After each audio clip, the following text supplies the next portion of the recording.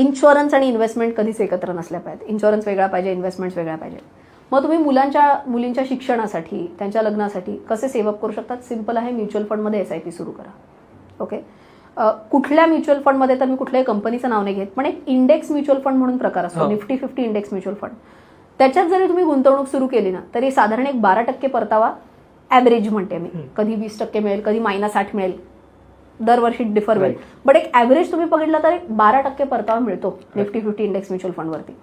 त्याच्यात तुम्ही गुंतवणूक सुरू करा. 100 रुपयांपासून गुंतवणूक सुरू होऊ शकते. आता किती गुंतवायचं तर मगाशी मी म्हणलं तसं 50-30-20 प्रमाणे 20% मिनिमम गुंतवणूक तुमची झालीच पाहिजे. Higher the better. जेवढी जास्ती तेवढं तुम्ही फास्ट तुमचे गोल्स अचीव्ह करता. ओके.